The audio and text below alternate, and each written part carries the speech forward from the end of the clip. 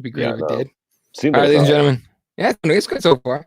What's up, ladies and gentlemen? Welcome to Keyboard Warriors. We are the Keyboard Warriors, presented by RipTheWarriors.com. My name's Eddie Law. That's Fred Kirby. Jesse tried to get on here for a second, and we're not sure what's going on. He might be in the middle of nowhere. Plus, it's an hour. We're an hour ahead, so it's like he's probably not near his Starbucks to jump on and jack the Wi-Fi. So we might be Jesse list today and Thursday, but we'll see. What's up, Jody? Yep, she says, so glad to have fights back. Agreed, honestly. Dude, it was weird, right? Like I don't know how you felt about it, but watching the damn thing, it was like a strange feeling, and I realized it's the feeling of normal, right? Like I was like, holy shit, it feels like a normal Saturday night. So that was pretty cool to see, other than the background shit about Jock Ray testing positive and everything. But overall was dope. What's up, Dave? Yeah, you made it in time. Aaron's in the house. Aaron says, looking forward to the fights tomorrow night, but the national news on COVID, not good. California's back on lockdown. Yeah, California's back on lockdown for 3 more months. For 3 more months? That's what they said, right? Am I right on that? Someone check me in case. But I read that it was 3 months.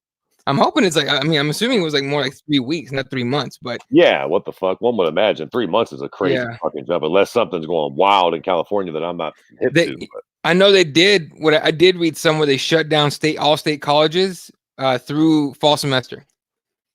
Yeah. So if you're a freshman going to California school, you're doing online school for your first year or first semester at least. What's up, Brando? Says Dave, we brown folks run on color people's CP time. Whenever we show up, it's on time. That's true. He's right on that. Florida came through. Yeah, Florida, did. They did their thing, man. I ordered Jesse a signed Greg Hardy glove. I really wish you were serious about that. California's never going to be on lockdown. Governor Newsom is rock hard with all his control right now. Is that really what it is, or is he that freaked out? Maybe I don't know. I haven't. I've been busy here in Arizona trying to figure out what the fuck's going on here, and we're opening up literally starting tomorrow, and by Friday we're wide open. But I don't know much about California, so yeah. Who's your loser of the week, and how is it not Keith Peterson? Let's talk about that real quick. Did you hear what Cruz said right now? Yeah. Do we want to get into that right now? Oh, we can hit the card from the bottom up. We can do that. So we'll get to that. We'll get to that in a minute. Yeah. Because I got a whole bunch of fucking thoughts on that. Right. My liver is dead. Right. Same. Fight on's gonna be awesome. Yep. Oh, so it's 3 months. Holy shit, California! What the fuck? By the way, good luck with that. Hopefully that don't stick. 3 months is crazy. 3 months is insane. Where the fuck we at? We in the middle of May, so April, May, June, July. That's the middle of August, damn near September. Before I don't know about that. What the fuck? Like, look, what the fuck do I know about it? But I wonder because right now is when like beaches start getting super packed over there. Like now through August is when it gets like crazy packed. So I don't know. Anyone know if those roasts were really from Keith Peterson and Twitter? It was not him. It was not. I checked, not him. But I heard the nose thought it was him. Fucking retard. Yeah, he's a journalist. A journalist will find out if the thing was real or not. Okay, there you go. Enough proof. I'm glad I live in Texas. Oklahoma have news in background. The national doctors went from before Congress and talked mad shit this morning. This is why all of it followed. All right. Well, anyway, all right. Let's talk about UFC 249 that happened this last Saturday. Finally, like a weird feeling of normalcy, like in our lives. So let me pull up the results here as we go. But the first fight of the night, dude, you watched every single fight, right? Oh yeah, hell yeah. Yeah. First fight of the night, Ryan Spann gets the W over Smiley Sam Alvey. Honestly, like that was a dope fight. I like Sam's counter right he kept throwing. Anytime that Spann like committed to a strike, to a move, whatever. Fucking Sam Alvey would crack him, but Spann takes the split decision on that one. What'd you think? Yeah. Look, man, I think I think Ryan Spann was the most heavily favored fighter on the card, if I'm not mistaken. Is that right? I think so. I think he was I think we all assumed that Ryan Spann was going to win. Yeah. For all of me, I feel like we kind of seen his ceiling a little bit here. Yeah. I feel like this is a fight that Ryan Spann was supposed to finish and look good doing. Now, that's no shot at Sam Alvey, but Sam Alvey's a bit long in the tooth to fucking say the least. Yeah. If he would have lost this fight in dramatic fashion, you maybe even could have made the argument that his next fight would have been in Bellator. So, to say he's at the end of his rope would be fucking putting it lightly. Ryan Spann seems, like he seemed like we all were like, hey, this might be the guy. Uh, you know, he doesn't look like he's ready for the top of the division at 205, judging from that performance against fucking Smiling Sam. Again, no fucking shot to Smiling Sam, one of the absolute coolest dudes in the industry, bar none. But I felt like that was Ryan Spann's shot to come out and get a quality, impressive win over a guy that we all know the name of. And just to be completely fair, he didn't do it. Matter of fact, he let Sam Ali make the fight way closer than he should have. To be fair, like that, he should have smoked. If he didn't finish Sam, he should have beat the piss out of him. And that was a pretty good fight. I think Ryan Spann won, but Sam did his thing. Sam had him, on the rocks a couple times in that fight. And that's no fucking bueno. Yeah. No, overall it was a solid fight, and I don't think Sam Alvey lost very much. Although I don't know if he is if he has like a losing streak right now or not, but he's like a 3 or 4 fight losing streak, right? I don't know exactly. I think it's somebody else, man. I don't know. In the last fucking 10 fights, he's lost a lot more than he's won. Put it like that. I don't know exactly what the fuck his streak looks like, but he's been spotty at best recently. Yeah, for real. That same troll who made the Keith Peterson tweets got my favorite local radio show tricked about Tyson fighting at bare knuckle fighting. Yeah, did you ever see that thing? We were talking about bare knuckle was offering him like 10 or 20 million to fight. Like, no, relax, y'all. What the fuck isn't that? People are really fucking stupid, man. I mean, goddamn, boy. Some people will read a fucking tweet or a Facebook post and just take it as motherfucking gospel. For real. $10-20 million. Bare knuckle boxing couldn't pay Jesus H. Christ $10-20 million to come out of the motherfucking sky if he was going to. They don't. Their whole organization ain't worth $20 million. Do motherfuckers know how much $20 million is? That is a lot of fucking money. Bare knuckle, whatever the fuck, and fucking the goddamn GOAT, fucking Artem Lobov and Jason Knight. The motherfuckers ain't churning out motherfucking multi-million dollars. But y'all better wake the fuck up. Bare knuckle boxing ain't giving nobody no such thing.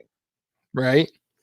Anyway, was it? Oh shit! What up? What up, guys? It's good. Been a minute. Glad you're doing good. Albie had the best walkout. Yeah, Albie came out, was pointing to the crowd and shit. It was pretty funny. He's a good guy, man. I mean, I'm telling you, I've interviewed a lot. It's been a long time since I did fighter interviews, but back in the day, me and Aaron interviewed a lot of people. And I'm telling you, man, some of these fighters, and I'm not going to name names, but some of these motherfuckers are low-key shitbirds. Boy, they acted like prima donnas. I mean, just talk to my manager. Fucking, they're on the fucking beach. They're having dinner. You know what I mean? Just, we got some of the wildest shit with some of these pricks. And like I said, some of these guys were fucking undercard fighters. Right.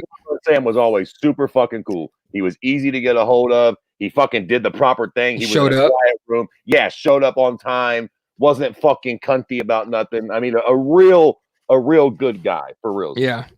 I just wish he'd fucking, I don't know, had more. I don't know what I gotta put it, but like I wish he was like, that good guy matched his fighting ability, I guess. Yeah, he's really good. He's just it did like 2 or 3 years ago. He's just a bit long in the tooth now. I mean, exactly.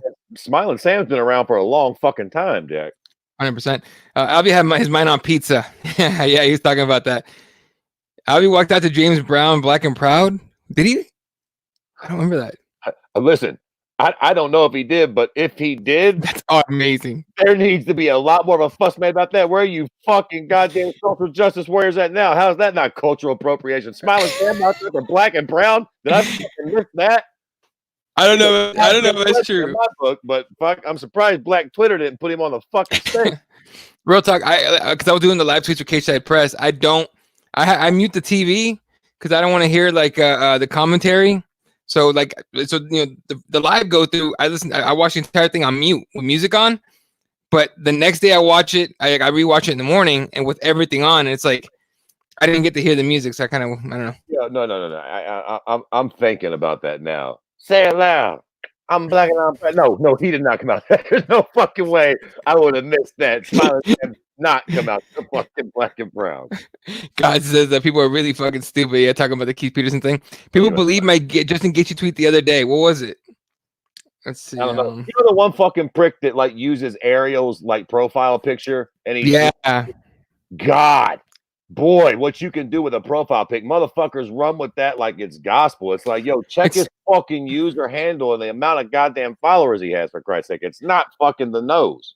Right. No, and the thing is with that shit, it's the same principle, the same idea that people do when they call something clickbait. All they did was read the headline; they didn't read the actual article. Same exact thing. They just barely glanced at it. And they're like, "Oh shit, it's true," you know. Right. Um, Dave Madden was, oh, he going old school. He goes, "I used to love Stand and Bang." Yeah, dude, we all did. I used to listen to that shit all the time. Dave was our dude, man. He would listen to the shows and he would write a fucking article on it and shit. That was the shit back in the day, Dave. Taking it over. Yeah. Sam's such a nice dude, man. With the tough finale. Hmm. Oh, okay. All right. Brando's Really? clowning. All right.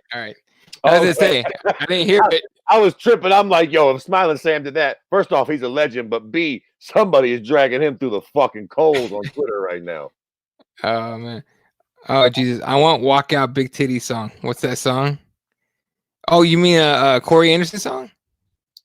You mean Big Nips or just a broad coming out to the big titty song, like a Megan Thee Stallion song or something? Oh, maybe. Oh yeah, maybe. I haven't heard. I know what you're talking about. Weird. Is there a female fighter who is a hooer?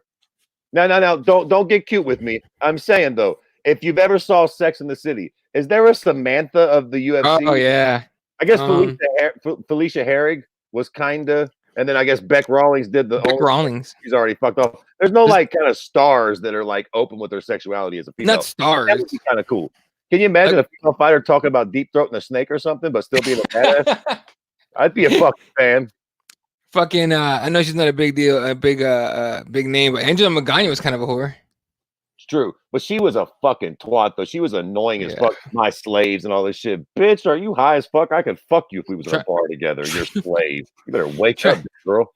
Trying to be a fucking the female chill sign at that time. All right, we're gonna talk about the next fight here in a second. But I put Gaethje with Connor's mom and said your mom is disappointed with how you've been talking online. People bought it. Oh man, Angela Magana with the Sex and the City thing. Yeah, well, yeah, she's basically Samantha, except Here's the problem with Angela Magana. She wasn't a good fighter. No. If you're actually right.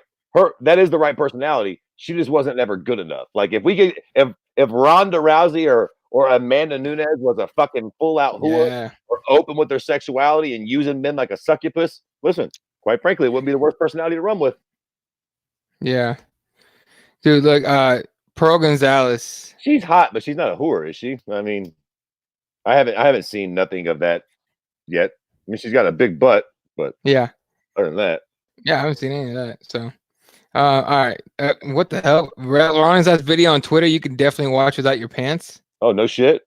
I have to fucking check into that. She's not exactly my cup of tea, but listen, beggars can't be choosers. Yeah, pretty much. All right, next fight up, Bryce Mitchell against Charles Rosa. That was a dope ass fight on the ground. How many fucking twisters did he attempt? Dude, this fight was fucking brilliant. For all you fucking cock smokers out there who like to bitch about the ground and when they hug and blah, blah, blah, blah, blah, this is the fight you show those pricks. This was almost as exciting as a grappling fight can be. They grappled pretty much 95% of the time, and I was entertained the whole time. I got to give it to that little hillbilly. Bryce Mitchell is a bad motherfucker. I know he pulled off the twister before, but it was against sort of a fucking who the fuck was that? Who the fuck is that guy? Yeah. You got to give Charles Rosa some respect. Hell yeah. Put respect on his name. He's a real fucking black belt. And Bryce Mitchell just chewed him the fuck up on the ground. That was fun. I was super fucking impressed. I liked Bryce Mitchell going into it. I picked him on the joking manner that he was a hillbilly and he pulled off a twister. But after this fight, he's not a joke no more. Now, I'm not going to get too fucking. I see people out there like, what about him and Ryan Hall? Keep your pants on. Let's not get fucking crazy. But he is fucking good. He's better than I thought he was, and he's exciting. And he is a fucking hillbilly. He's clamoring for those goofy camo shorts. Apparently now he's going to get them. I fucking love it. Star making, for maybe not star making. I might be getting a little ahead of myself, but definitely kind of blew him up. I feel like the next time you see Bryce Mitchell, he'll be up the card quite a ways. He'll either be, opening up one of those fucking ESPN Fight Night type cards, or he'll be the headliner of a ESPN Plus or whatever the fuck. Especially with those fucking camo shorts supposed to be getting shit. Andrew Magana is more like Blanche from Golden Girls. God damn. I never watched Golden Girls like that. Like Blanche is kind of is she like the cunty one of the group, or the cuntier one of the group? Mitchell should face Ryan Hall or Arnold Allen next. See, I no way. Hold the Hall fight. Yeah, hold the Hall fight. Arnold Allen might even be a bit much, to be fair. Yeah. I don't know. Yeah, I don't know. I really like Bryce Mitchell. I don't want to throw him to the wolves just yet. I would like to see one more fight with him against, you know, a little bit higher, and then we can get crazy with the Ryan Halls. Right. Yeah, no, hold the Ryan Hall fight for a while. Give him a couple more fights and hold that Ryan Hall fight for like a main event, honestly. I might even be just one fight away from the Ryan Hall, but at least one. Yeah. All right, well, fair enough. Bryce is making some noise, people. Let that hayseed wear his camo shorts and let him on a decent fight card. It'll happen next. There's no way. For sure. Fact. Yeah. All right. Next fight up. Vicente Luque against Nico Price. It was a dope ass fight. Nico Price left with half a fucking face. That shit lived up to the hype for real. Listen, this is what I always say. I'm not a big fan of somebody's one of somebody's strong suits being their toughness and their durability. Yeah. Aaron used to talk about this a lot back in the day. That is not necessarily a good thing. Like it is, but if that's one of your fucking pluses, it's no bueno. And again, with a guy like Vicente Luque, who's such an offensive powerhouse, you don't want one of your best attributes in this fight to be the fact that you can take a beating, because you know what happens? Exactly what we saw. You just keep taking the beat. Basically, you need Vicente Luque to gas out from beating you up. Oh, yeah. If that happens, then you can win this fight. If he doesn't gas out, he's going to whip your ass. He's a better striker. He's a better fighter. It just is what it is. Jesse, you there? Yeah, can you hear me? Yeah, you made it. There you go. Yeah, not for too long, for a little bit. All right. Did you you didn't watch the card?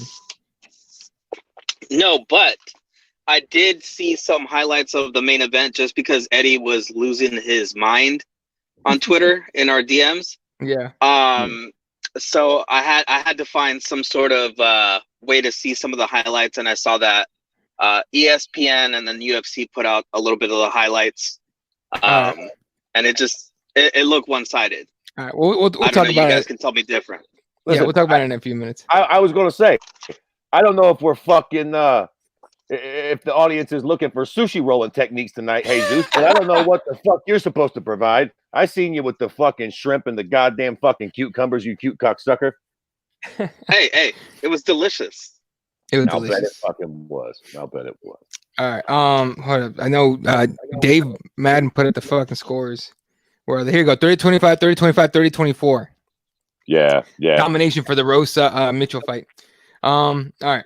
Then Luke is a savage. Talk about dishing out some damage. Yeah, no, he was to be fair, Nico Price was the guy that they had all over Twitter, right? With his face all jacked up saying, "Put me in, coach."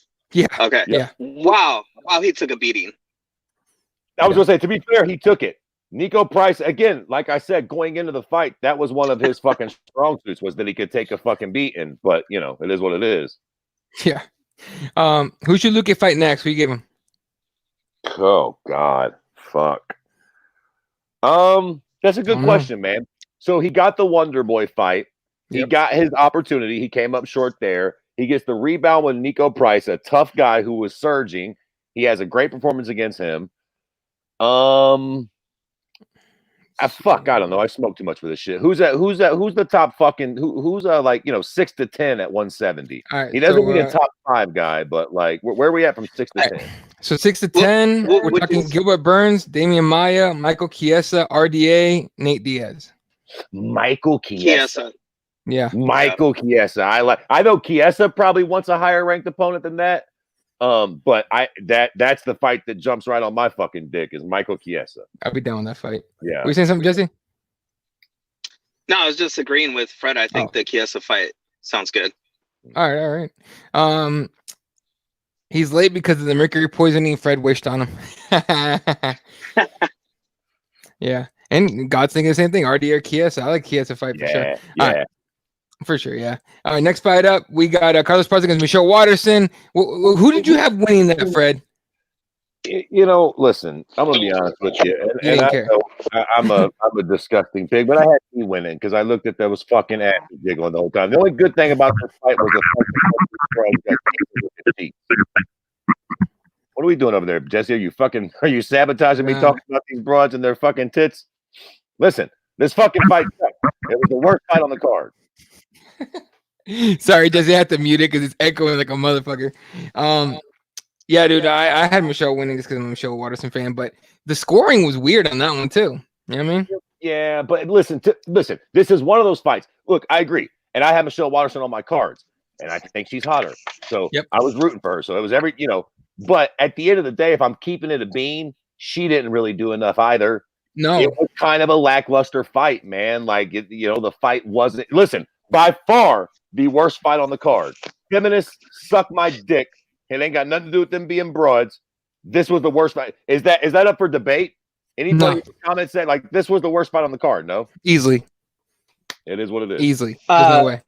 How about the fact that you got to give it up to DC to helping Esparza, because I guess she said that she heard what DC was saying and she made the adjustments because of what DC was saying. Yeah, she said that. Greg Hardy said that. Who else said that? I think Gaethje, but like a handful of fighters said that shit. So Otis says Esparza and Watterson can both stay home with that lack of fire. Honestly, to me, it was more Esparza doing that than Michelle. Michelle's had some fucking baller ass fights before. So, and Carla really hasn't. Carla really has never had a fight that you're like, holy shit, you know what I mean? Ever. It's fair, but the Karate Hottie was a little lackluster in that fight too. She was. I think she was afraid of getting taken down. Yeah, I agree. Yeah. Why not Jeff Neal versus Luque? I'm not against that either. That's a really good fight. 70 stacked, man, as always. That's a good fight too. 100%. I never want to watch another Carla Mama Coco fight ever again. I'm with you. I'm done with that. I'm a chick. This fight sucked. I'm with you. It's a fact. Jesse knows quite a bit from making sushi rolls. There you go. Yeah, Jesse reads. He's good. What's up, Neil? All right. Next fight up, we got this fight was weird. It wasn't awful, but Alexei Olenek taking off Fabricio Verdum, getting that I think it was a split decision, right? Am I not mistaken? Yeah. Verdum looked all of 2 years off, right? Like he didn't look at all ready, especially on the feet. I saw a picture and it looked like Verdum was very out of shape. Is that like Yep. Listen, the same thing you guys saw? Verdummy made me look like Brock Lesnar. You know what I mean? Like, he had fucking love handles that I could have hung my whole fucking body from. Like he fucking looked like shit. He needs to get back on the roids. Dude, he was soft. He was slow. His cardio was shit on the feet, especially on the ground. It was almost. I mean, on the ground, he's still a monster. But like Olenek was handing him hands. I don't know why the fuck Olenek was trying to get that fight to the ground, other than to prove a point. But regardless, he takes away the split decision on that one. I thought it could have gone either way, really. Now, I honestly stopped caring about that fight about halfway through. Listen, so go ahead, Jesus. No, so my question is, do you think Verdum maybe would have benefited from just getting released by the UFC and going somewhere else? Or do you think that we're just going to wait it out and hopefully his next performance is going to be better? I think he's been cut. Or I think he should ask for his release and go somewhere else, man. I don't think he can hang with the top 5 in the UFC anymore. I don't know. I mean? It's hard to say. This Verdum can't. On one hand, I agree, but then on the other hand, I feel like there's several factors that went into this. Okay, look, here's the thing. Verdum ain't fought in the month of Sundays, right? And and we'll even talk about him later. But I feel like the smaller guys might be able to do that a little easier than heavyweights. Sure. Right? Like a heavyweight taking 2 years off ain't the same thing as Dominic taking 2 years off. Dominic's probably working out the whole time. Fabricio's fucking in Brazil, getting his prick sucked and eating acai bowls. Right. Okay. Fabricio's getting a bit long in the tooth. It's not a spring chicken we're talking about. Fabricio fought in fucking Pride, if I'm not mistaken. Right. But and I'm not talking about Dream or fucking, ONE FC. I mean, the Pride. Fabricio fought there. Like, Fabricio's been fighting for a month of fucking Sundays. And he's been around. And to give Olenek the credit he deserves, the game plan was impeccable. Perfect. He did exactly what the fuck he needed to do. In that first round, he got all the fuck over Fabricio. He let his hands go. He hurt Fabricio, and he got his respect nice and early. And quite frankly, I don't think Fabricio ever really got back rolling. Like, if Olenek would have came out and tried to play tit for tat with Fabricio, it probably wouldn't well. Him coming out and going balls to the wall immediately and just throwing them things and low-key fucking Fabricio up that first round, I think it threw Fabricio all off. And he was like, Jesus Christ. Like, This ain't practice. You know what I mean? Like you can spar all you want, but when you get in there and somebody's throwing fucking all the heat at you with all they got, and you ain't did that for fucking 2-3 years, it's a lot different. So, a mixture of him having not fought for a long time, being a bit long in the tooth, and quite frankly, Olenek just having a good, strong game plan. I wouldn't mind seeing Fabricio fight one more time. Now, if he fights somebody else and he comes out and still looks like shit, his body's not in shape, then, deuces. Do you also think that this could have been a direct reflection of the kind of training that he might have gotten, seeing as how one of his training partners is apparently high all the time and got popped for marijuana again? So maybe, that's the kind of training that they're getting down there. They just get high and really don't train too hard. So this is from the guy that used to wear the RDA hat. Hey, I'm disappointed in the fact that we're still doing this stuff of popping dudes for marijuana. I'm just saying it's ridiculous. No, it has nothing to do with that. It has to do with Verdum took 2 years off and decided fuck it, I'll do a fight. Kind of how it seemed like to me. He didn't look serious at all. Verdum should maybe rematch JDS and hang up the gloves. No, JDS will kill him. If Olenek was lighting him up on the feet, JDS will murder him. In my opinion, because he can't come back any better than that with the 2-year layoff. He should no longer be competing. 100%. Honestly, I would love to see Verdum go back to competing or can go compete in jiu-jitsu tournaments. That'd be dope. Or in like EBIs or fucking fight to wins and shit. You cute cocksuckers are a tough crowd. Give the man another chance. At least one more go about it. Yeah. Poor Verdum. He definitely wasn't the Verdum of old. 100%. Only looked nice. I think Fred had it right before this event happened, right? We're gonna see a bunch of fighters that aren't really at peak performance, right. Because they're not getting that, very good, training in. They're not going to like a hard training camp. They're not getting all these dudes coming in and really sharpening their skills. I'm sure a bunch of these guys are just doing home gym workouts, off of like some video or something, Zoom with their coaches. They're not as lucky as like Ngannou, that's at the performance center all the time training with his coaches. What's interesting about that is I did say that going into it, but now having watched the whole fight card, I was thinking about that afterwards. Interesting thing is, for some reason, and it's not like I know everybody's personal story, but I don't feel like it did matter. I feel like 95% of these fights go the exact same way if the world's just fine. That's fair. I mean, I really do. Like, I don't think that Bryce Mitchell doesn't out-grapple him. Vicente Luque beat Nico Price 4 years ago. That fight looked exactly like what we thought it would. Yeah. Carlos Esparza, Michelle Watterson. Olenek, Fabricio Verdum ain't fought in the month of Sunday, so that's not that fucking surprising. We can move on to the next fight now. Anthony Pettis, Donald Cerrone. Again, another rematch that Pettis won the first go round. It's like, you know what I mean? Like, I don't think, if Donald would have just had a full camp, this would have been a different story.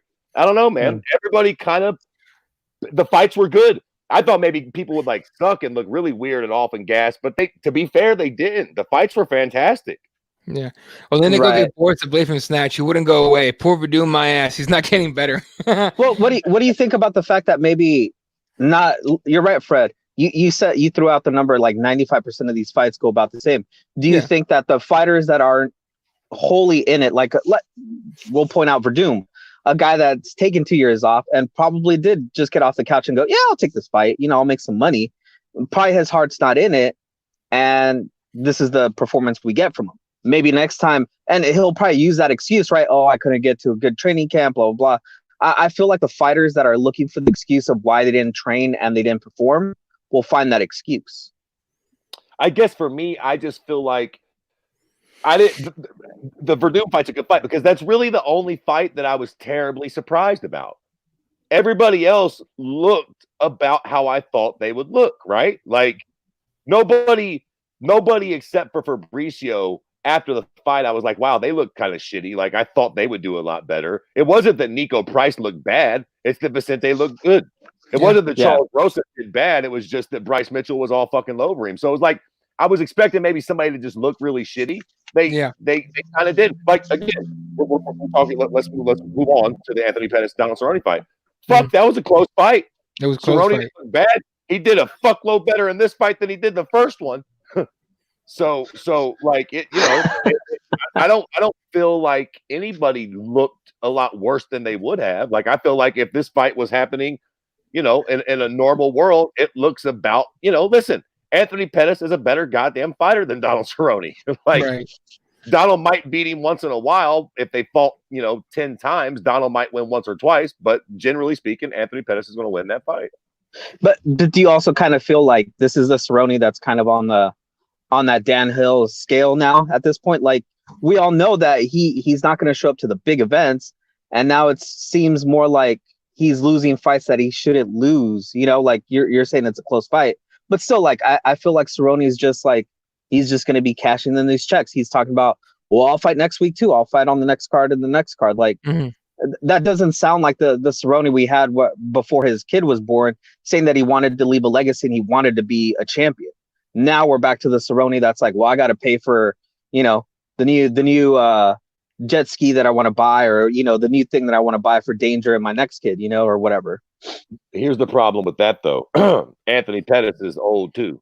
So they're almost mirror images of each other as far as career and like length in the sport and shit goes. So, if Donald Cerrone was fighting a young up and coming fucking contender, that might hold some weight. But him taking an L like that to Anthony Pettis just means that, which quite frankly, listen, Cowboy's last hurrah was Conor. After that fight, at this point, Cowboy's going to be in it for exciting fights. He has a very clear, very evident ceiling. Now, to be fair, that does take a little bit of excitement out of watching Cerrone compete, just because we know, you know what I mean? We're under no illusions that he's going to be fighting fucking Khabib anytime soon. Like he's going to be there for fun fights, but that's about it at this point.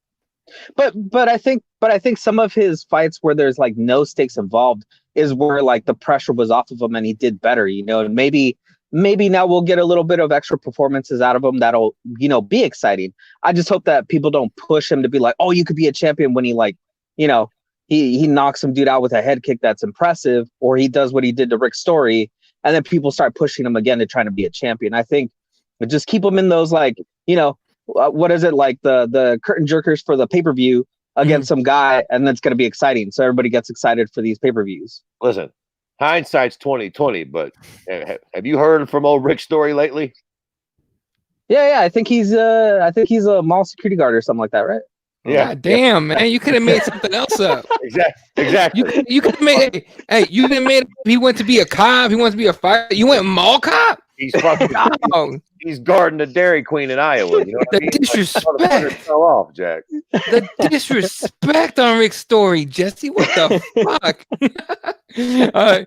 Otis says Cerrone got robbed. In my opinion, what do you guys think? I not robbed. To be fair, I wasn't. I would have to. I never watch the fights to judge the cocksuckers, and when I do, I just watch it as I judge it like a pride fight. Like overall, I never mark it for the round. I just enjoy the fights, and then afterwards, I'm like, okay, who do I think won that fight? I feel like Pettis won it at the time, but my bias, my biased opinion, or my opinion rather, is definitely biased. So yeah. The eye poke took some steam from Donald because he was about to unleash some hell on Pettis. Fair point. That's a good point. Too. Again, I spoke too much. I forgot about that. He did give him the old thumb right in the eyeball, and then he tried to lie and say he didn't. Sneaky little prick. Yeah. What's up, Robert? It was good. All right. Let's see. Marshall kidnapping. By the way, Eddie. Damn you for reminding everybody about my RDA hat, because I saw them clowning my hat. All right, let me get back up to your head to those comments. I meant to put him up there, but we moved on to the other fight. That's okay. We can keep going. No, it's okay. Dave Madden said, "No, this is Rick's Story. Just hit me up saying, fucking burn this dude." No, this from the guy who used to wear the RDA hat. He goes, "I didn't even know RDA had a hat." Like, Gods goes, "It was a Lids hat Jesse had custom made." Holy shit! This podcast turned into roast of Jesus. Oh shit! So the Billy Blanks Tabo DVDs aren't cutting it for championship round cardio, Jesse. Oh shit! Oh, here we go. MMA Gods. Jesse got the hookup from Paulie. Mine, however you say his last name. Him and Habib are the worst fucking last names ever. Seriously. All right. Christ. Fucking Puerto Rico story. Yeah. All right, next fight out, folks. 'Cause obviously we got to keep moving. Greg Hardy gets the and you can mute yourself if you want, Jesse. You don't have to. But Greg Hardy takes the W over Yorgan De Castro. De Castro threw that kick, hurt his foot or his toe or something, and that was it. Stop throwing anything. So Greg Hardy kind of got a default win. You know what? You know what's funny? I knew this. I knew this fight went the way it did. That he won because I never got any DMs from Fred or anything. My timeline didn't get exciting, so I was like, oh, I guess he won. So yeah. Listen. Well, I mean, yeah. I don't hate this prick as much as Jesse does. Right. Do I think he seems like a fucking jerk off and what he did was reprehensible? Sure. But I'm at least here for the ride. And all things considered, all hyperbole aside, I'm curious to see what he can do. Is he getting better, Fred? That's my question to you. So, yes. So let me get to that.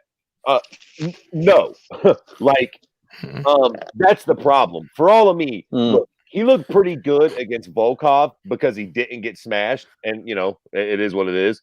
But now getting him back against a competitor that's around his skill level, I expected a lot more out of Greg Hardy. Just speaking from a fight level, like I kind of expected him to go in there and put in some work.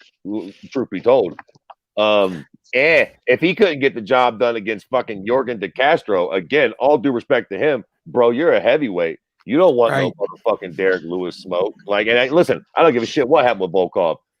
The right fight for Greg Hardy is going to fuck him. Like hard.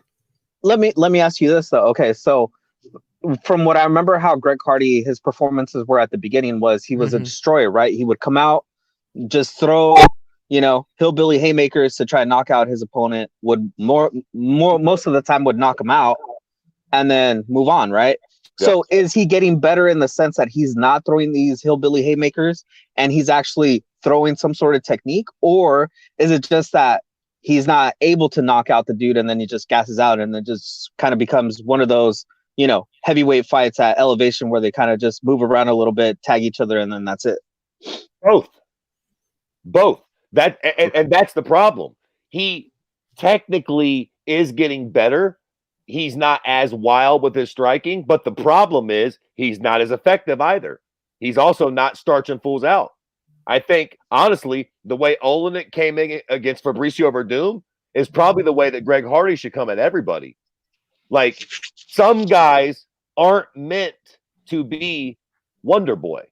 Some guys aren't going to have Israel Adesanya's striking capabilities. Some guys kind of just need to go balls to the wall and sling them things, especially if you're a heavyweight. Greg Hardy is never going to be a very polished boxer.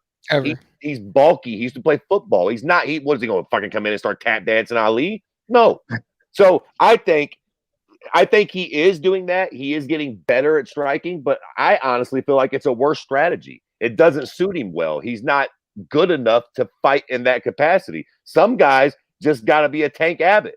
He might win some fights if he comes at you like a fucking house on fire, but if he sits there trying to box with people, he's eventually going to get snuffed out.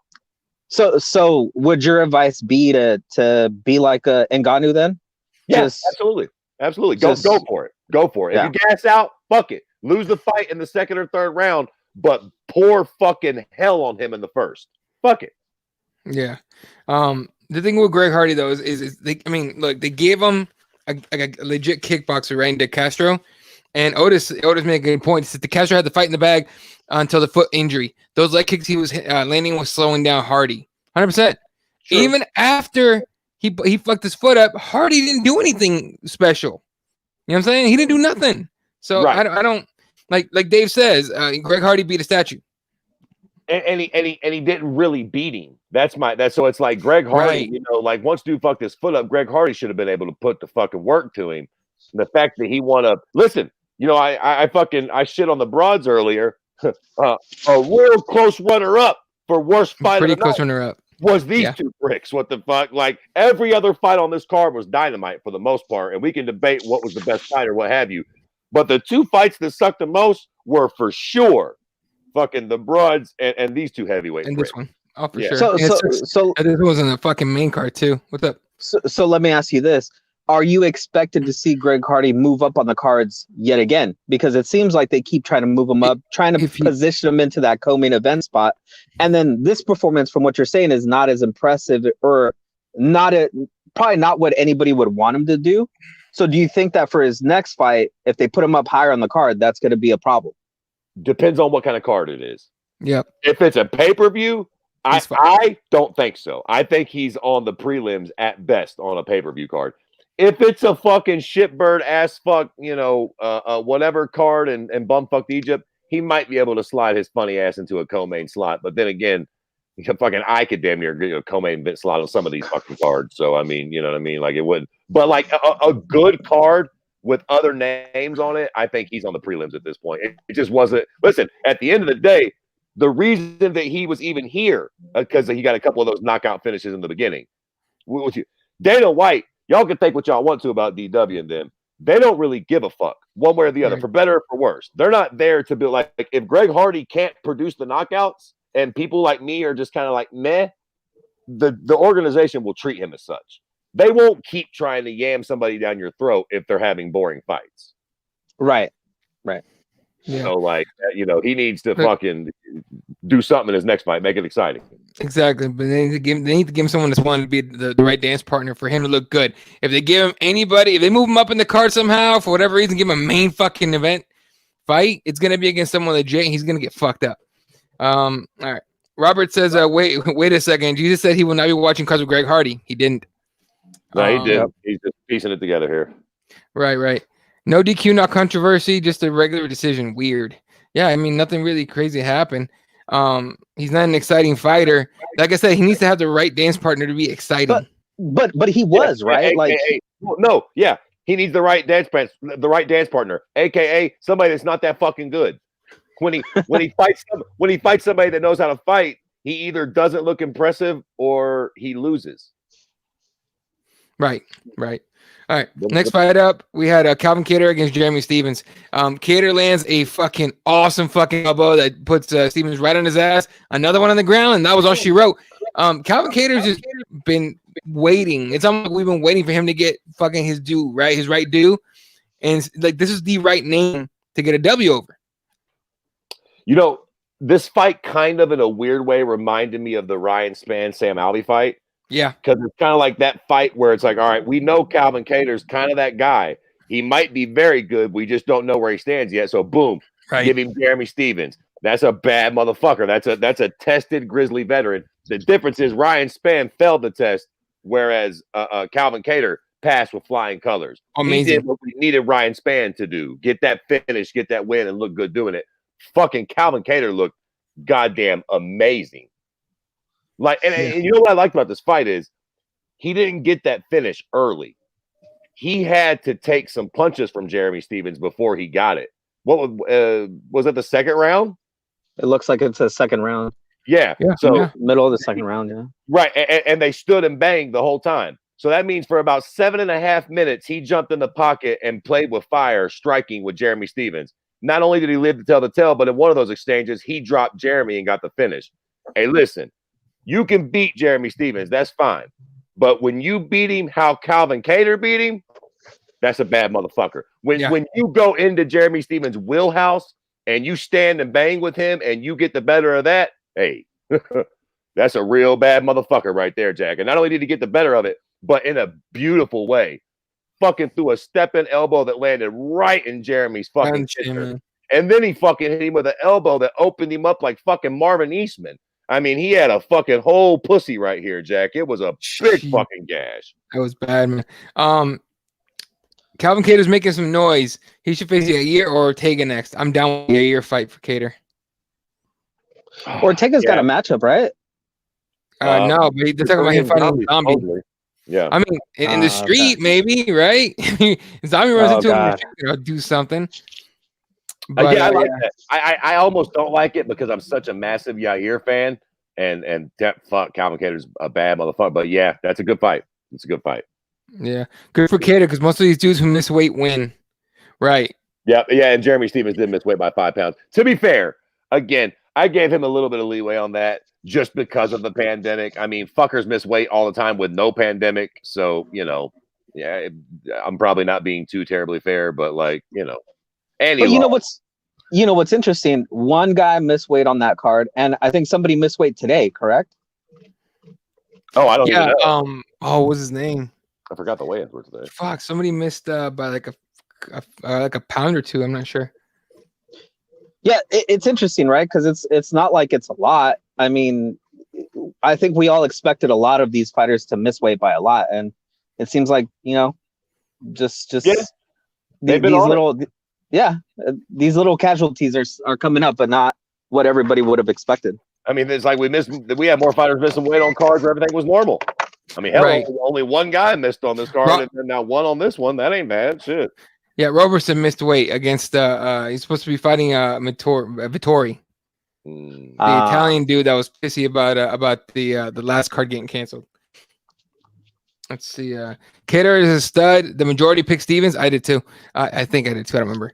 Through last week, we definitely did not pick Sam Alves. So this one is huge. Yeah, it was pretty good. How is Stevens not making a guaranteed 6-figure paycheck? Dude needs to fire his agent. What was manager? Yeah, he really should. But he's also not like a main event pay-per-view guy. So he's lost some pretty crucial fights. Yeah, he has. Look, listen to me. I understand what you guys are saying. And most of these men and women deserve more money than they get for you know, the brutality they put their body through. But to be fair, Jeremy Stevens has lost probably 3 or 4 fights that had he won, he'd be making a lot. I mean, listen, he'd be a title shot. Well, he might be champion by now. Some of these fights are crucial for you to make a lot more money and to have a lot more bargaining chips on that next. You know what I mean? Like, you know, and he like every time he gets there where it's a huge fight for him, he fucking loses it. Yeah, he kind of you know, when the lights are on, he doesn't show up.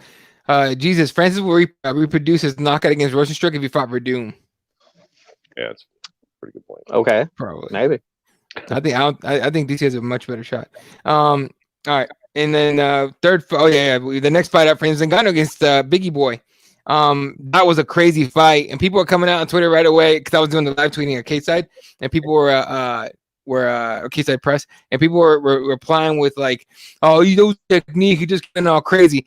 He had his opponent on his back wheel into the fucking cage. He could do that. You know what I mean?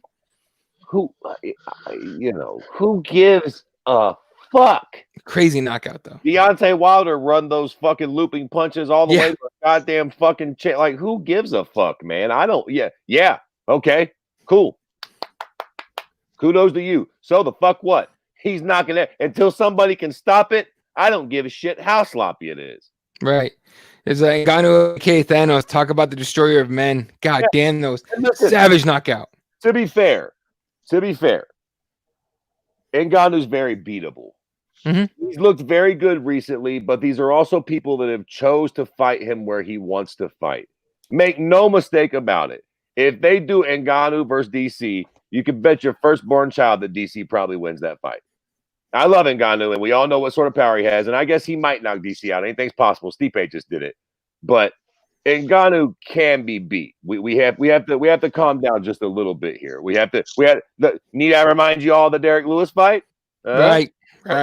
We'll have no Thanos there. You have a bad knee or something that night, and then we had the Stipe fight. He looked pretty good in that, but basically he got dominated for like 20 fucking minutes. Now, listen, he's looking very good. Fighter better. I agree. But in MMA, boy, we are very much a what have you done for me lately sport. 100%. You have one big knockout, motherfuckers like, praise Jesus, he's coming back. Like, yeah, he looks good, but let's not get too fucking crazy.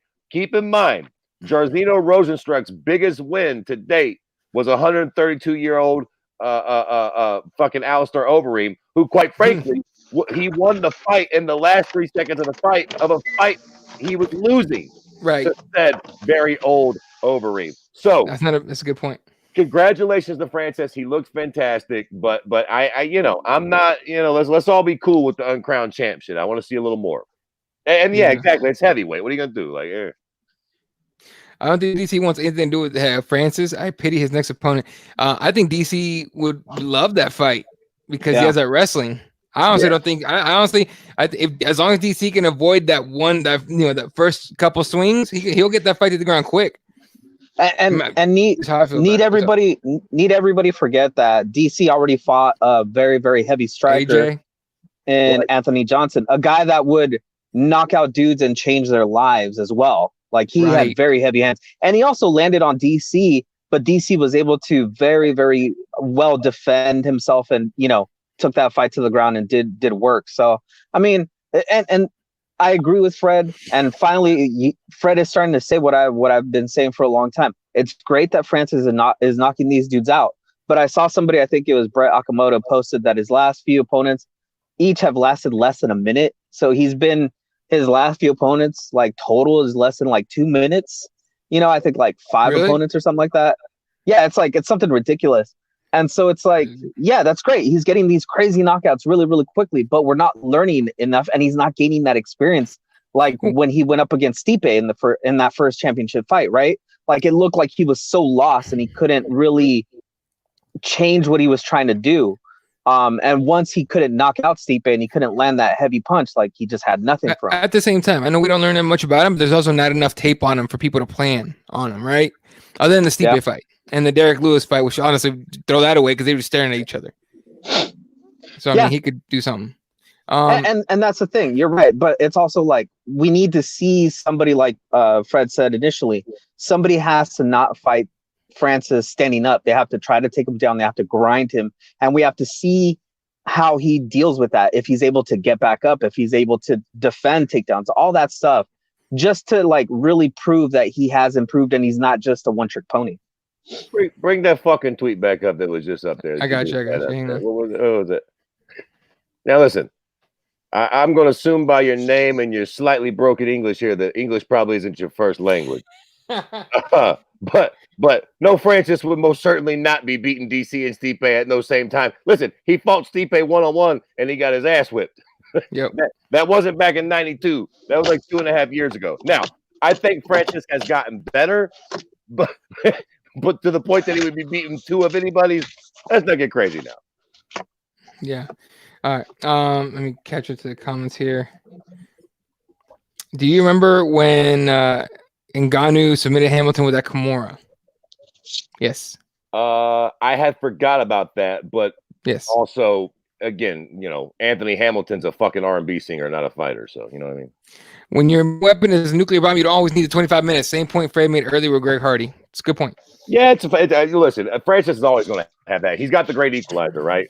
One shot knockout power. So that you have to take that in any fight. It's true. It reminds me of old time JDS, right? It was JDS. Right. He would hit people and they would go out. And then once he couldn't do that, now we've seen him evolve and become better. Now he mixes it up a little bit better. He still does mostly the boxing thing, but he can mix it up a little bit better. That's what I want to see out of Ngannou before it's too late. Before he goes in for a second title fight, gets worked again, and then it's going to be a 2-time failure for a championship fight. Come on, let's get to it. God damn it! Yeah, congratulations, Francis. We'll see you in the championship fight. Let's get to this little cute cocksucker now. I've got a whole. Yeah. All right. Co-main event, ladies and gentlemen. Dominic Cruz takes the L to Triple C. And then Triple C decides to allegedly retire after the fight. Fred, go ahead. Just take it away. Oh God! First off, I hope it's a fucking money grab. Let me just say that. Yeah. I hope the little prick isn't quitting. Please, God. Yeah. Okay, where do we start this? Hey, you fucking prick, Jesus, you didn't see the fight. Eddie, do you think it was an early stoppage? I think so, dude. I really do. I did. I watched it because I want to know what the fuck I'm talking about. I watched it live and then I rewatched it a bunch of times the next morning. And it looks early. I mean, he got taken out earlier, right? When he got taken down, it's not like he was blocking Cejudo's punches, or anything. He was using his hands to get himself up. Keith Peterson came in as he's pushing to get up. Now, we've seen that happen a million times before, right? And the fight got stopped. We've also seen that happen a million times before, and the fight kept going. You know what I'm saying? Yeah. Title fight, former champ. It sucks. To me, it was early. Listen, I will give Henry Cejudo this. The cute little cocksucker knows how to play the game. Yep. Give me that. But this is what he does. He gets you rocked, and to his credit, he jumps on you. Yeah. And he fucking throws a million punches. Even if they're not doing damage, he just keeps throwing them because he knows that if he's swinging, it's like intelligently defend yourself. Right. You're punching me in the head over and over and over again. I'm trying to, when I'm going like this, when you get rocked and then somebody darts across the cage and starts rabbit punching you as hard as they can, how in the fuck are you supposed to defend yourself other than try to get back to your fucking feet and put your fucking hands, like, what do you expect him to do? Pull a fucking magic trick? He's fucking covering his face and he's trying to stand up. It's just Henry knows, again, you got all bullshit aside, I got to give him credit. He knows how to win a fight. If you hurt somebody and then you jump on them and you just keep swinging, you don't need them to go out. You just need them to not get up. And you just keep doing it. Eventually, the ref calls the fight off. And I think that's what, I mean, look how fast Dominic was up afterwards. Immediately. One of those deals where he stood right up and was like, yo, what the fuck? Like, if the fight's over, we went through this a million times on the show. If I finish you and the fight needs to be called off, you shouldn't be jumping right back up. How many fights have we all seen, right? Usually, it's a good stoppage, the guy or girl don't get up because it's a good stoppage. It doesn't mean they're going to lay there. You know, they're not dying, but they're fucked up. They're hurt. They're rocked. They're not. And if they do stand up, they're fucking bobbling all around the ring. The motherfucker stands right up and looks right at the ref and goes, "Oh, what the fuck? I'm good." That's a bad fucking stoppage. He's clearly fucking K. I don't give a shit what it looked like. He's all right, or he wouldn't be up fucking 2 seconds later, for Christ's fucking sake. Right. Dude, here's what I noticed. Sorry, real quick. Here's what I noticed during the fight. And Dave pointed out Cruz's fancy footwork wasn't doing shit for him. Here's the thing. It's Cruz at 135 quicker than everybody else at 135, except for the flyweight that moves up with the 135. Okay. That quickness, the speed was not going to matter in this one. The footwork on way, they didn't really help very much in this fight. So I got to give Cejudo that kind of credit for studying it and being able to land on Cruz pretty much whenever he wanted to, thus the knee that knocked him down. But people were talking about the speed and everything. So, he's not that fast anymore. No, he's the same speed, maybe a little slower, but he's the same speed. Cejudo's just much quicker because he moved up from 125. You know what I'm saying? Now listen, going into this fight, I picked Dominic Cruz. I think Cejudo is very overrated, especially at 35. And you suck my dick. I don't take a word of it back. But all that being fucking is what it is. God damn it. Dominic Cruz is 142 years old.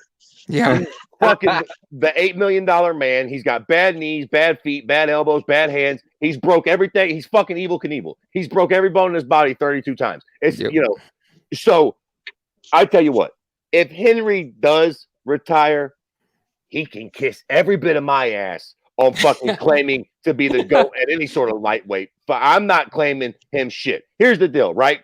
He had a very close fight with Demetrius Johnson. I think you could give him the win, but whatever. That just puts him and Demetrius at 1-1, if we're being fair. And if you want to be completely fair, Demetrius finished him like an old turkey sub. When he won the fight, it was super fucking close. Yeah. Then he goes, or rather, TJ fucking does every drug known to mankind, cuts down to fucking 25 for the first time in his life since he was 14 years old, and gets knocked out in like 30 seconds. Old little Henry pulls the same stunt, lands one big punch, comes on him till they call the fucking fight. Then he moves up, he fights Marlon Moraes, gets the shit kicked out of him for 5 minutes, and Marlon Moraes, being the dumb fuck he is, blows all of his gas out. So then Henry comes out and looks like a world beater when Marlon's fucking and then what he do? He fucking fights Dominic Cruz, who literally hasn't fought in 4 fucking years. And the first time he fought before that was another 4 fucking years ago. Dominic Cruz has fought 2 times in 25 fucking years. All due fucking respect. I mean, real shit.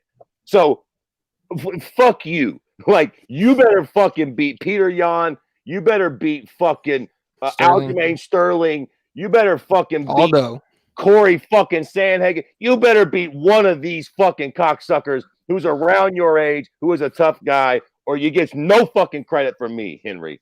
Fuck off. Joe Saint of all time. Yeah, listen, I'm a Joe Rogan stan, but he can fuck off with all that. Yeah, that was a stupid thing to say. Get the fuck out of here. There's just no way. Yeah. You know what though? Okay, look, I'm hearing what you're saying, and obviously, if I had seen the whole fight, I might be on your side. But seeing the clip, because they had the clip of the knee and then the follow up punches. If you're just seeing that little snapshot of the fight, it does look like Dominic was hurt, and it does look like an okay stoppage. Like it's not the greatest stoppage, but like you said, Fred, the clip ends as Dominic is rising up. So if you're saying that Dominic got right up and right in the ref's face, you know, that obviously tells you that Dominic was not, you know, as hurt as Cejudo claims that he was.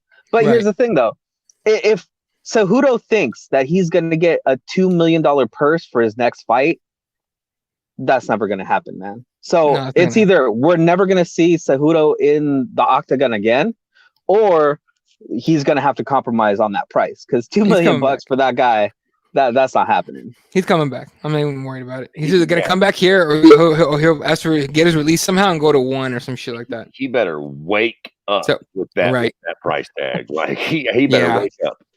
Salty as fuck up to the fight too, saying Keith smelled like alcohol and cigs. Now listen. Listen to me, goddamn. Now look. I can't stand Henry. I love Dominic. I thought it was an early stoppage, but I'm gonna tell you something right now. First off, him smelling like cigarettes is wild. I don't give a fuck, Dominic. Like the booze, fair enough. She smelled like cigarettes, Lieutenant Dan. Like who? I don't give a fuck that Keith Peterson smelled like camels. Who the fuck? What are you telling? Oh shit! He can smell like all the cigarettes he wants to. He smelled like cigarettes and booze. What is this, a fucking murder mystery? I don't give a shit. It smelled like fucking Newports. Now the booze is relevant, but you could have kept the cigarettes to yourself, Dom. I mean, who gives a fuck? No, I'm with you. What was the other one? I didn't even mean to click on that.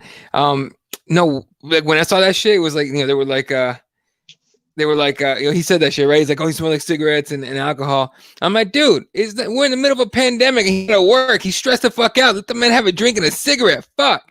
Like, leave the guy alone. What's up, Daniel? Dan Professional Sports Tournament in Arizona starting Saturday? No, they're allowed to come back on set starting this Saturday with no crowds. They ain't coming back till the sports league say they come back. So yeah, relax. Is it wrong for me to say that Dominic saying that Keith Peterson smells like cigarettes and booze? I feel like that's on brand with Keith Peterson. Like, yeah, that's probably what he does smell like all the time. Like he smokes. I don't see how that's like anything revealing there. Jesse, you turn into a robot. Oh, geez, does it sound terrible? Yep. Yeah. Your sound. But you know, to his point, I don't know. And look, all bullshit aside, if he was fucking half boozed up, that's a real problem. You know, if he likes to party and shit, I don't give a fuck if he parties outside the gate. Let me tell you something. You know who probably fucking parties their tits off? The Buff Man. Right? Yeah, I'll suck your dick at third man if Bruce Buffer's not doing fucking coke off a whore's ass after every event, and I don't. And he should. Yeah, so. And he should. Yeah, no. I guess my point's irrelevant as Bruce Buffer's not a fucking referee of a fight. Right. He can come in a little boozed up and it don't matter. Yeah. Francis and endurance and grappling has improved significantly. He'd be a better wrestler than Stipe and Curtis Blades after his Stipe fight. I'm an Oracle. Respect my mystic power here. All right. You got the heritage part right. I'm a Francis messenger. All right, dude. Robo Jesus. Yeah, you were sounding like a robot for a second. Is that better? Jeremiah? Yeah. Nah, is that Keith Peterson's real Twitter? No, it's not. It's funny because even the nose isn't fucking smart, so I'm not surprised that he fucking thought it was real. But yeah. Be nice to calling fights off with 4 seconds left. It would be nice if they stop calling fights off with 4 seconds. Yeah. Yeah, and that's another thing. That's a very good point that I left out of the whole fucking thing. There was like 4 seconds left in the round. Will you fuck the fuck off, Keith Peterson? I mean, Jesus fucking seriously. He wasn't that fucking hurt, cocksucker. And don't give me no bullshit that you didn't know. They do the fucking clappy thing. You knew the fucking round was coming. Keith Peterson has neck tattoos, loves to drop kick Murphys, and smokes fearless menthols. You know what? Okay, so it's on brand, right? With him smelling like cigarettes and booze. Like, yeah, that's probably what he smells like. You're right. Putting it that way, we should fire him immediately. Sounds like a fucking criminal. Oh god! All right, all right. Sorry. Main event time. Tony Ferguson takes a fight he should not have taken, in my opinion, against Justin Gaethje, and can pace with Justin Gaethje having the fight of his life. Seemed like, I guess for lack of a better term, dominating Justin Gaethje. Dominating Tony Ferguson. Okay, you guys explain to me what happened, because what I saw was the finishing combination, and it didn't look like it was enough for the referee to stop it.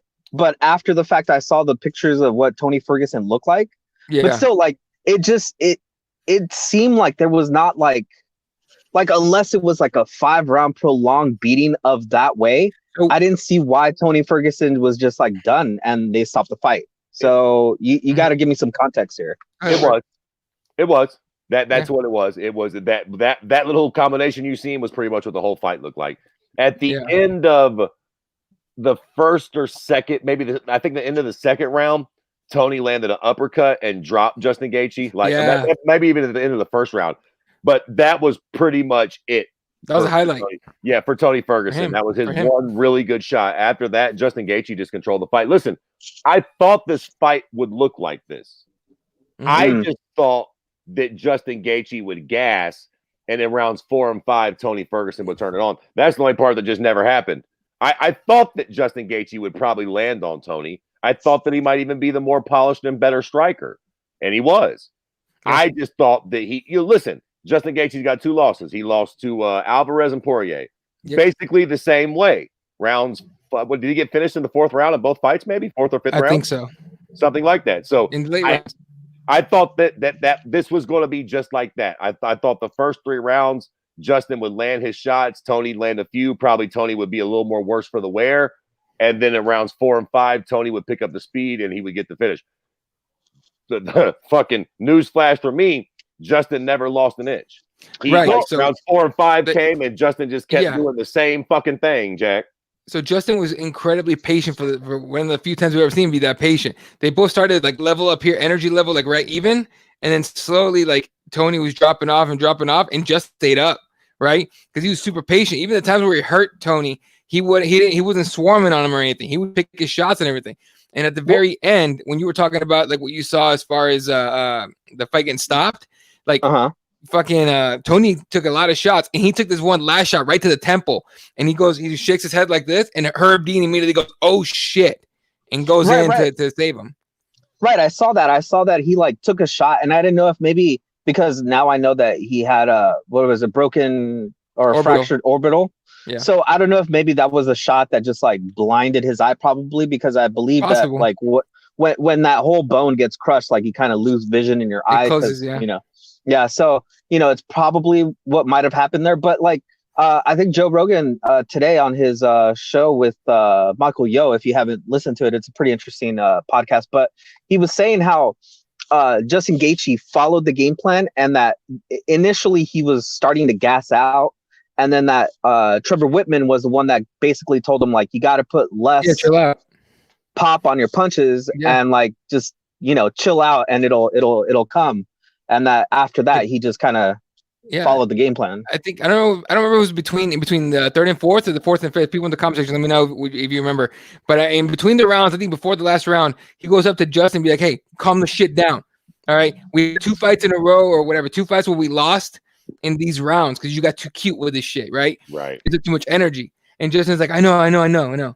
Okay. Yeah. And then fucking went in there and followed Whitman's fucking directions. Otis says, this guy, Justin Gaethje, put on a master class. He battered Ferguson like we've never seen. Those leg kicks were brutal. Winner of the week there, folks. I mean, there was a lot of leg kicks. Yeah. A little bit, yeah. There was a lot of really impressive performances this week. And I think you could probably give that performance of the week to a few people. There's a few people who really shined. Calvin Kattar had a coming out party. Francis looked great. Fucking Bryce Mitchell. A lot of people look great. But I tend to agree with him, and I'll tell you why. Because going into this fight, if you had told me, what do you think happens with Justin Gaethje and Khabib, I would have been pretty adamant and certain that Khabib puts the fucking mauling to him. And now don't get me wrong, I'm not saying that I wouldn't still pick Habib in their future fight. Yeah. But I tell you what, boy, if the motherfucking Justin Gaethje that fought Tony Ferguson shows up to fight Habib, might be a quick night for Habib. I mean, he looked really fucking good, boy. Like if he don't get tired, I mean, he hits. I would say Justin Gaethje hits probably the hardest in the division, maybe Conor, but and he probably hits harder than Conor, just maybe not quite as clean. But definitely, he's one of the few guys you do not want to get hit by in this division. 100%. Justin Gaethje reminds me of like, a Chuck Liddell, right? Like the back in the day guy that had the wrestling, never used it really, would just use it to keep people off and just punish people, with the hands. So it just seems like Gaethje is that perfect type of person to fight Khabib, right?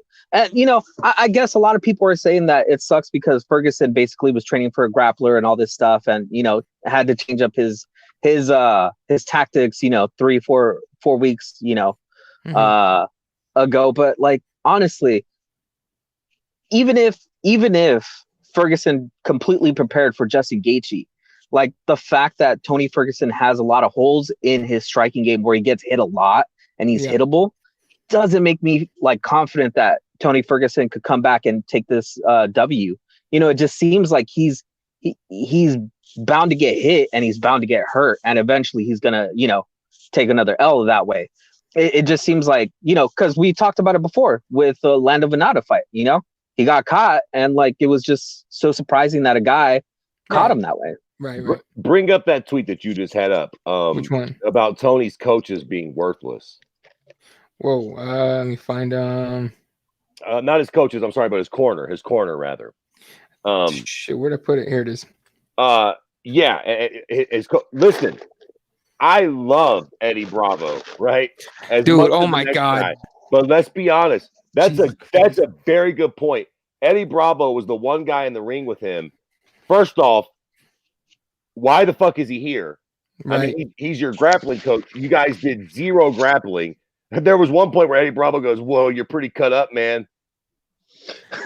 Dude, and he goes, "Are you for real?" That was great. Yeah. He goes, that was great boxing and something like that. And I'm just like, were you watching this motherfucker? Like, I mean, like, dude. All bullshit aside, it's like, bro, you only need to speak up if this fight hits the ground, right? Like beyond that, dude, you were here for like grappling exchanges, which we are doing none of right now. At one point, he goes, yeah, maybe it's time for the Imanari roll. And I'm sitting there going, like, maybe it's time for the Imanari roll. What the fuck are you talking about, Bravo? Yeah, is this kind of like Ortega with what's his name as his coach, his main coach, his jiu-jitsu coach, the guy from the fucking beer commercial? No. Brian Ortega. You know how he has his jiu-jitsu coach? He's the guy who's he's like the coach is in the beer commercial with him. Yeah. He's a Gracie, right? I think so. Listen, God damn it, no, it's not the same fucking thing. At least fucking Gracie has combat experience. All Gracies know how to fight. That's what they do. I love Eddie Bravo, but he is a submission guy. That motherfucker has no experience in fucking MMA or boxing or grappling. And again, Eddie Bravo choked the fuck out of me, but like, what the fuck is he doing in there with Tony in this fight? Like, Tony needed a guy who understands MMA. Like, here's a fucking newsflash for you pricks out there. It would have been a real fucking convenient thing if Tony could have took that fight to the ground. After round 2, if it's like, you know what? Doesn't look like we're doing too well on the feet here. We need this fight on the ground. Yeah, fucking Eddie and Amari roll. What is this, a Jean-Claude Van Damme movie? Give me a fucking tactic about how to pull the leg lock to the ground. Yeah, like an Amari roll. Now, that doesn't work. Okay, what about this thought process right here? Welcome, Alex, to the show. Says, I wish Tony could have waited for Habib. I feel like him cutting weight twice seemed to have an effect on his performance. He looks slow, in my opinion. Any weight on that? Because I thought he did. I thought it did something to him. Listen, look. Cutting weight sucks, dude. Him cutting weight twice like that. Him fighting the guy who had a completely different style than the guy he was supposed to fight. Right. All of these things probably mattered. But at the end of the day, he just shouldn't have took the fight then. We can't really, I mean, those are good points. But, and to be fair, nobody told Tony to make the weight. He was doing that to be a twat. We knew the fight wouldn't happen. He was just making the weight to be I'm going to prove I'm going to make it. Watch this. You shouldn't have. You should have had a few bagels that night and just fucking got back right and then cut the weight like everybody else. I mean, you know. But do you think that at this point maybe Ferguson has the problem of being too much in charge of his own fight camp? Because I remember hearing Eddie Bravo. I was talking about it on the podcast when he's on it, where he says that, you know, Ferguson kind of just dictates what they're going to do for the day, what they're going to train and roll and do all that stuff. And he brings the people with him. So he's basically the guy that's setting up his own fight camp. Nobody's his head coach. Nobody's telling him how to train. Nobody's telling him anything. And maybe he would probably benefit from having a head coach at this point now. I mean, listen, didn't work out too well for BJ Penn. You know, when he started guiding his own career and not listening to people and shit. And look, when you think about the absolute goats of our sport, right? Yeah, much as I don't like to tell GSP, John Jones, Anderson Silva, you know, what do all these guys have in common? Really good coaches, really strong teams. Like, yeah, man, you need the talent, and then you need a really good team around you to game plan for these things. Listen, Eddie Bravo is probably the best grappling coach you can get, and I have no doubt that if somehow Tony could have drug Justin to the floor, that fight would have looked a lot different and got real fucking interesting. But the reality is he didn't, and he couldn't. And he had a fucking grappling guy in there trying to explain to him a striking match with fucking goddamn Justin Gaethje. And you know who was in goddamn Justin Gaethje's corner? Fucking, what's his name? The fucking Trevor Whitman. Yeah, Trevor Whitman, a goddamn striking fucking guru. Like, and they're having a fucking basically a kickboxing match in MMA gloves. Who the fuck you think that's going to bode well for? You want fucking Trevor Whitman or Eddie Bravo giving you striking advice? And what the fuck? Right. Yeah, and remember, Eddie Bravo has said he doesn't want to be the head coach to anybody. Like he's talked about this before, right? On the podcast, where he's like, I don't know anything about, you know, striking or anything like that. He's like, he barely even knows anything about wrestling. He's a jiu-jitsu guy. And I agree with you, Fred. I think at this point, it's time for Ferguson to, you know, stop training, you know, by himself, you know, running mountains by himself and go into like a good training camp, get himself like a really, really genius guy, maybe Faraz, you know, and really like just get that coach behind him that's going to get him, you know. Okay. Well, we can say this shit all day about him switching and getting that, because we say that about a lot of fighters, right? You and I always, you know, Jesse, you and I always bring up this point. Maybe a new camp, right? We always go for a younger guy, for us a hobby, maybe a Greg Jackson, something like that. But he's 35 years old, doing this for a long ass fucking time. This dude ain't changing his stripes. You know what I'm saying? I think we're asking for a lot for him to go to head coach. Yeah, I mean maybe, but he needs better advice. I mean, listen, after the second round, after the third round, for sure. Oh yeah, Tony's corner should have been all grapple. Get a hold of him. Get a hold of him.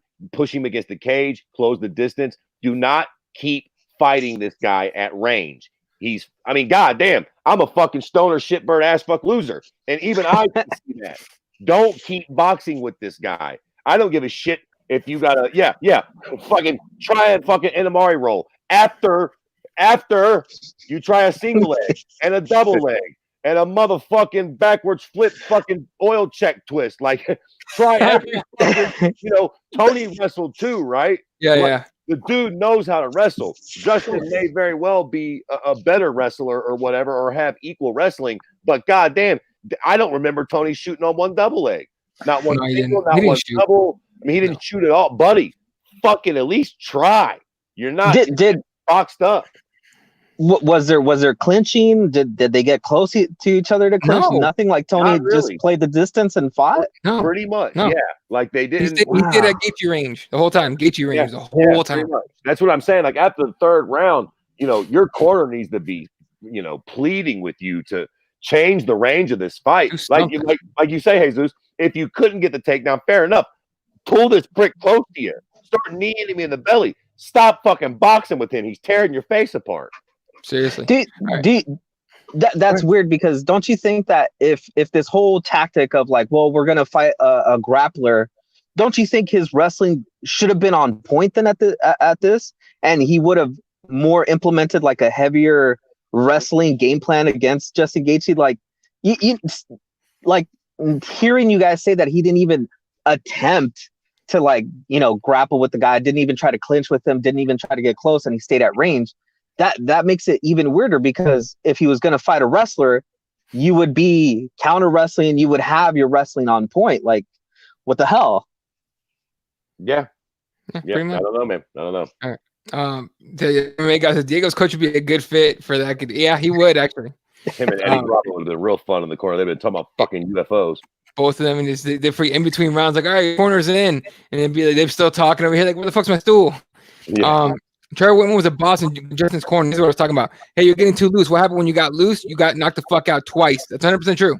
You could probably literally, maybe not literally, but you could chalk a lot up of the way this fight went to their coaches.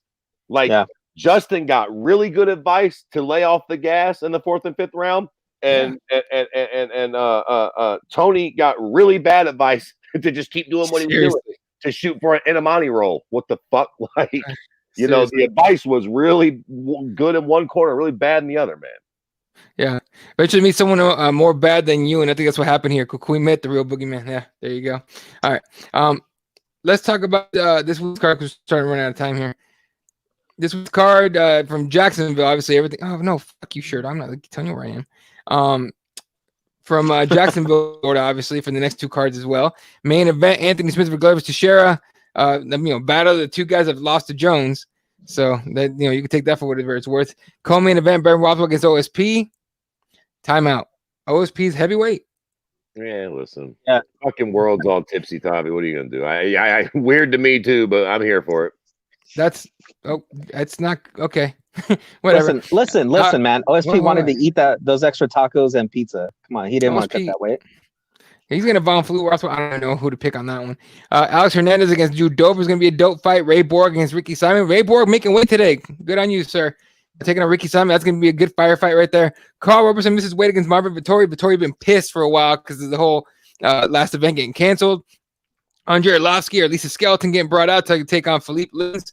Michael Johnson. I don't remember the last time I saw Michael Johnson taking on Thiago Moises. Eubanks. Eubanks. Yeah, taking on Sarah Moras. A fight I honestly don't care about. And then Hunter Azure against Brian Keller. Omar Antonio Morales Ferrer. Damn, that guy's a long ass name. Against Gabriel Benitez, who just fought. I think the last time I saw Benitez was at 241. And then Chase Sherman against Isaac Villanueva. Let's just talk about the main event here. Anthony Smith against Glover Teixeira. Fred, significance, and who do you pick? Fucking none. And exactly. Fuck, I don't know. Glover. Listen, I'll be honest with you. I'm super stoked for this because we're in the middle of a pandemic, and so like live fights gets my fucking snake rock hard. Yeah. But all things being equal, if this was a normal day card, boy, we'd be crying about this one. Oh, we'd be like, what the fuck? This is what that last card, that shit was special. Watered down. Now we're back to the normal UFC cards. I mean, I'm sure it's gonna be fun, but there's a few guys on here where I'm like, huh? Yeah, honestly, this is gonna be one of those. Like, it's nice to have it on a Wednesday. I get home after the gym, I chill the fuck out. I kick back, and I honestly barely pay attention till about the Ray Borg fight, maybe. Or I get with these cards. I pick and choose what fights I really care about, honestly, or I watch. So that's kind of what's gonna happen here with me.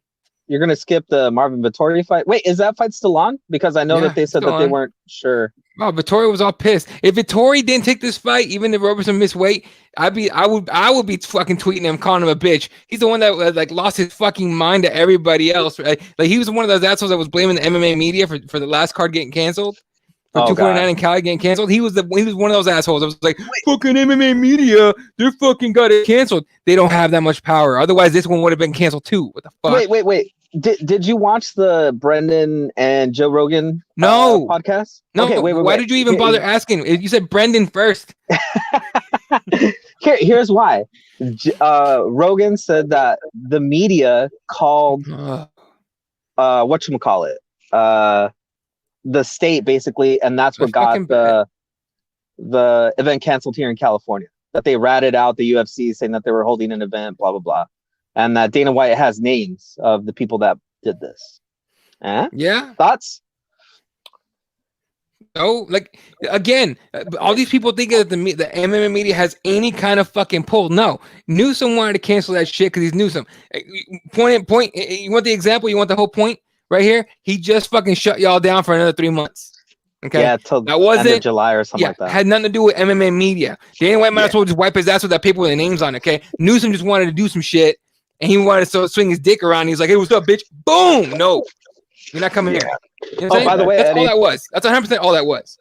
By the way, Eddie, I hope you have room. I'm coming to Arizona. I think I might be moving over me. there. All these people are fucking moving over here in California because y'all shut down. For real, don't do it.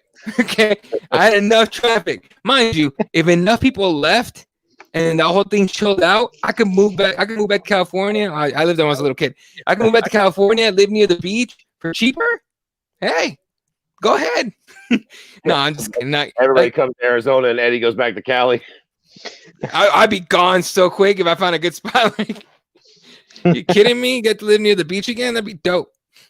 But yeah, it had to do with MMA media. Dana can bitch about it all they want. Dana just wants to be able to, complain about fucking MMA media to everybody because, he's been looking for he's hated the media forever. So whatever. But they didn't get this shit canceled. Okay, Newsom is Newsom as right here. Newsom is a butt plug, and he fucking called Mickey Mouse, and Mickey Mouse was like, "Fuck all that shit, okay." I don't have Mickey Mouse voice, but fuck all that shit. You ain't doing this thing, okay? And anybody could have called a reporter from fucking Bloody Elbow. Luke Thomas could have drove his ass over there and bitched about it. If Newsom wasn't, Newsom was not swayed by him. It was that dude just trying to tell Dana White, "You ain't coming to my state thinking you have a bigger dick than I do." That's all that was, folks. Please cut the rhetoric bullshit that Dana White's throwing out there that the MMA media, dude, MMA media. Okay, when I went to go cover Invicta in Houston, okay, I was in a button-up shirt with a tie, dress pants. I was fly. I was professional. The guy on my right side had fucking sweatpants on and a dirty t-shirt. The guy on my left smelled like fucking ass cigarettes in a fucking open up button with a t-shirt on and shorts. Okay, no, MMA media is not that powerful. Relax. Okay, but y'all just want to get mad at all the media. Fine, go take it to the political people. The MMA media has zero power. Fucking chill. Okay, but to all those people that are saying the media did it, just a reminder: Dana White and Donald Trump are very good homies, and Newsom does not like Donald Trump or any of his homies. So he don't like one of those guys, and neither one of those guys likes this dude. Okay, so that's what happened. Newsom didn't want. He was like, "Nah, fuck that. I got a bigger dick than you do." That's all that happened. Mm-hmm. End of the line. Write that shit on the story. Tattoo it on somebody because that's exactly what happened. And fucking move on. Okay, if you really think Luke Thomas has any weight to his fucking words with the government, okay, there's beachfront property in Idaho I'll sell you. That's it, motherfuckers. God, that shit was pissing me the fuck off the whole weekend. Thinking like the fucking media, like no, leave that to the politics. All right, I'll give you that.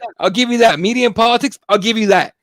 But MMA media, fuck out of here. It's a bunch of dirty motherfuckers living in mom's basement eating pizza rolls.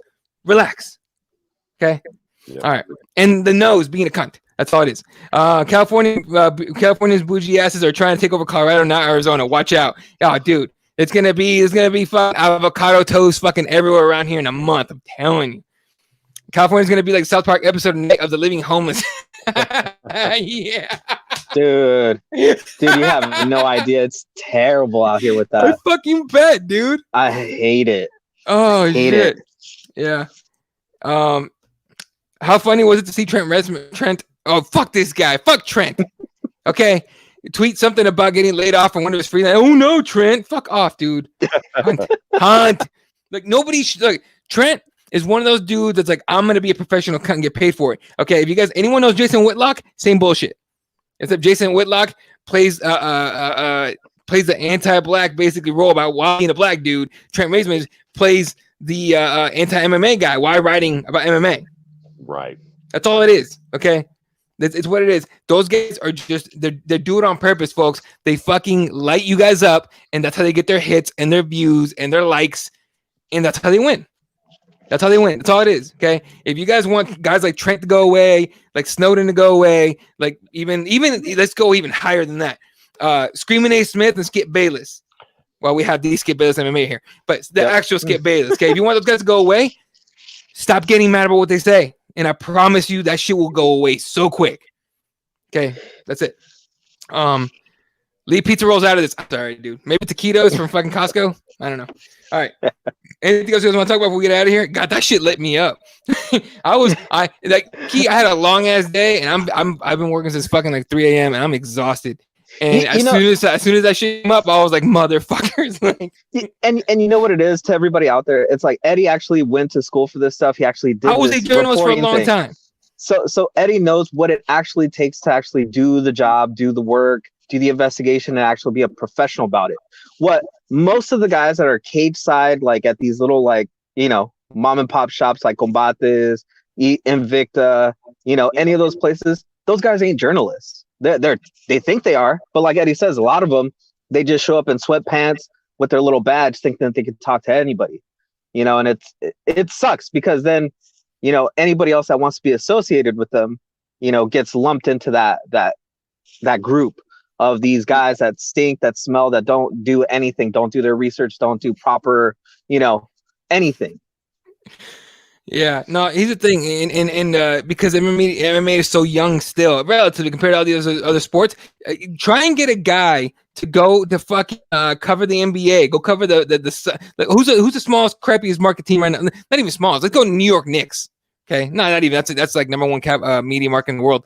Let's go. God, who is a shitty fucking team that no one cares about? No one dares say my Suns. Everyone cares about my Suns. Okay, I do. Okay, but let's say the Kings, for example. Okay.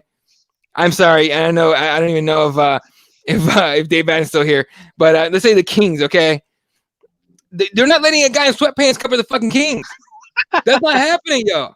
Okay, Yeah. This sport is still young. That's the thing. That's what's gonna happen. And when this and look, I promise you, in the UFC, at some point, someone's gonna go over to John Morgan and John can be like, "Hey, big dog, I need a tie and pants, bro."